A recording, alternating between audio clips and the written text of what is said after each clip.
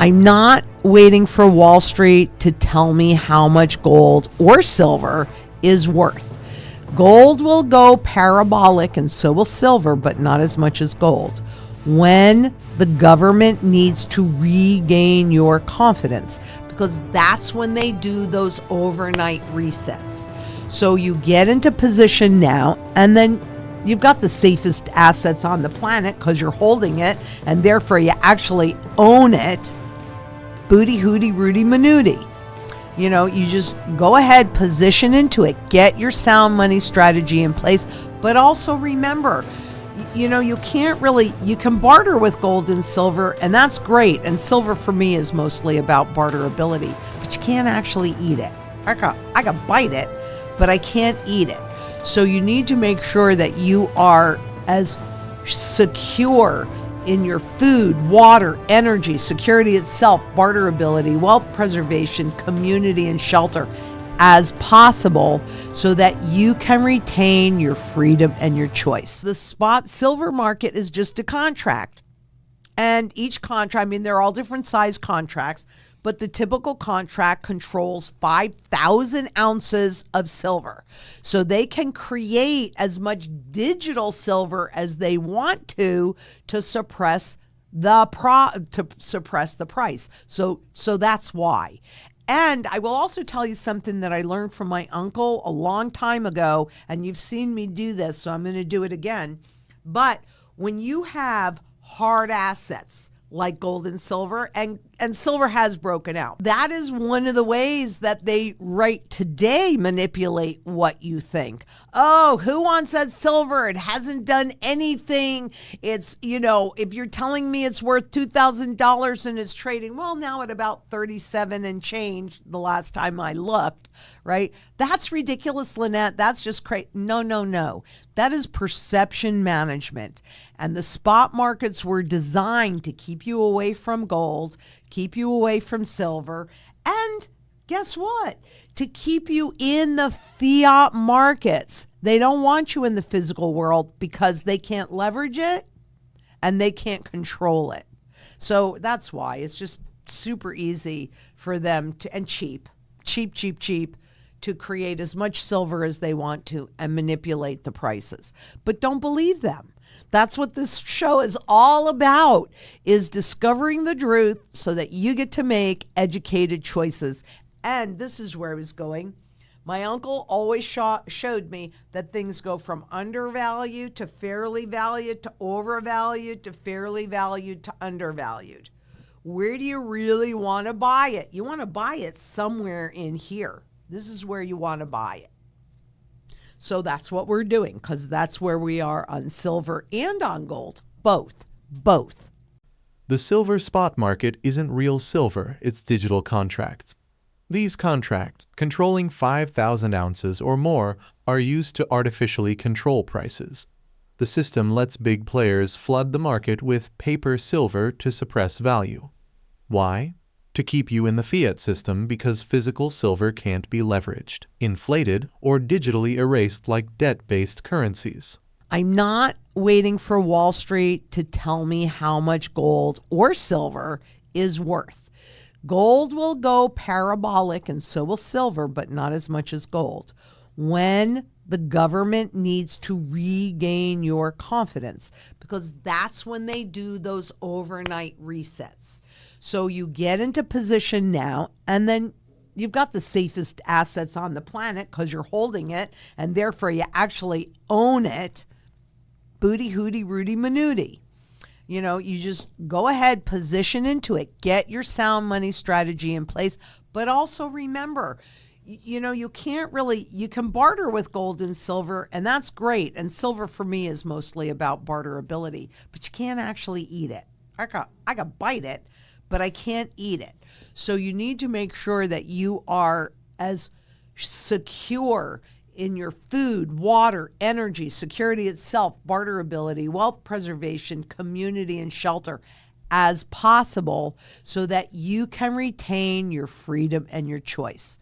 Because once everything is in the system, And once they have a direct line, I mean, do they know how you think right now? Of course they do. You go in on the internet, you do searches, if you're using AI, you put in, well, I want to know about this, I want to know about that.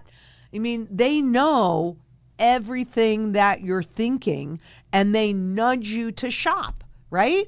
There's always these ads popping up, and most of those ads are things that you either like to look at or buy, or you just talked about and your phone heard you, what have you. Or you just bought one and now the algorithms say you're going to buy more, whatever. So they're already manipulating you in that way. What if they had a direct link? How do you feel about that? Silver's price doesn't reflect its true value, it reflects what they want you to believe. The manipulation keeps retail investors distracted, but seasoned investors understand cycles: undervalued, fairly valued, and overvalued. Right now, silver is deeply undervalued. That's when smart money buys. Meanwhile, gold and silver will go parabolic when confidence in fiat collapses and history proves that moment always arrives. I see more private equity and private debt basically trying to take over the world. But yes, it would make all the sense in the world because silver and gold are used in this technology. And it's a really good point that you bring up, because maybe they don't want you buying silver because they're busy buying it for their technology. But yes, I can definitely see that. Understand, wealth never disappears. It merely shifts location. And we can see technically things that are shifting. So yeah, it makes absolutely perfect sense for those that are dealing with energy, those that are dealing with a finite thing, which silver and gold, there's only so much of it anywhere in the world. Even if there's a new find, there's only a finite amount of it. It's one of the things that makes it rare and valuable, that and the fact that, yep, it's used in every single sector of the global economy. There is a forced default in some of the bullion banks. And I do think that we have that in the pretty near future because of all the physical gold and silver that was shipped into this country, the beginning of the year, the end of last year. And we have not really seen the ramifications from that, but we will. So when there is a tight squeeze, there's going to be a force majeure. And we expect the bullion banks to, instead of somebody's going to stand for delivery, which means that they bought this contract and they say, okay, we want you to deliver the silver to us or the gold, whatever it was that contract was.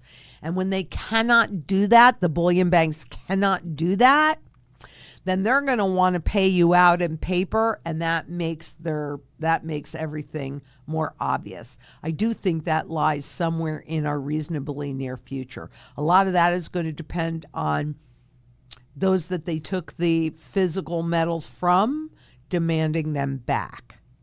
So have a little patience, but they can suppress it longer than we would think possible, but you can only run with deficits for so long, whether that's in metals or debt or any of it, longer than you would think possible, but there is a limit. It doesn't go on forever. Precious metals are part of a bigger strategy: real wealth and independence.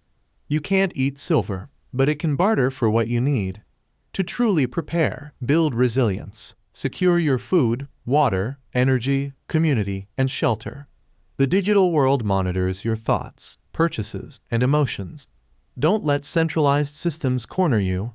Own tangible assets and own your freedom. They control the wars by who controls the money. The banks. The banks issue the debt into existence, including the central banks. And so when governments want to go to war, they don't open their wallets and pull out the gold. There would be a whole lot less war when that is the case.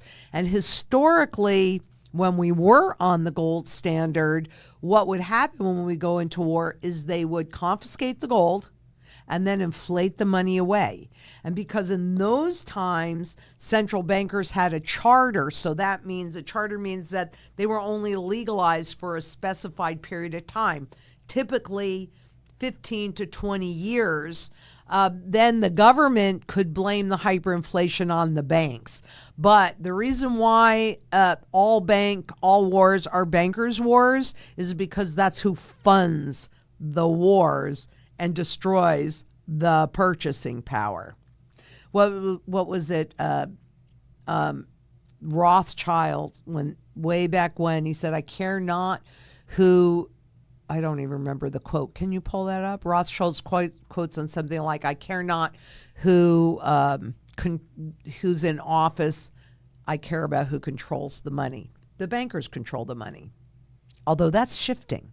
And we're going to be talking a lot more about that. Although keeping in mind the banks are corporations, but there's a lot of transition. We're in a massive transition right now. And I think we're looking at technology companies as kind of being the new bankers. When confidence collapses, governments do overnight resets. Gold's true value. Experts say over $40,000 an ounce. They'll print endlessly to stay afloat. That's why collectible gold, monetary gold, is critical. It offers legal protections paper gold doesn't. Central bankers, politicians, even Ron Paul own collectible gold. It's not just protection, it's power. And when the system resets, it's the only money that survives. That, my friend, is the only way for you to know if something is undervalued, fairly valued, or overvalued. Do I want to buy it? Do I want to hold it? Do I want to liquidate it? And in regards to the pre-33s versus the new gold, if I 100% know that the true fundamental value of an ounce of gold right now is somewhere in the vicinity of 40 grand were they to do the overnight revaluation today.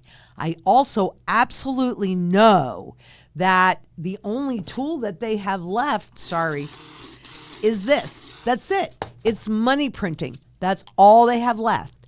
And the more of that they do, the higher nominal in number terms that gold goes. So if you can buy a collectible coin way below that $40,000 fundamental value, the fees don't matter, do they? Because even if it lost all collectible value, still got the value of the gold. But this gold gives you additional protections that this gold does not, because this is monetary gold, which means they own it. It's their gold. This is collectible gold. So the guys that write the laws, this is what they own. Ron Paul, he's fantastic, and he definitely has been fighting this battle since the 70s, and he says this is the only kind of gold that he buys, and it's the only kind of gold that I buy. Other than this, if I need to show you an example. So you are right, lost soul. Any gold is gold. Don't melt it.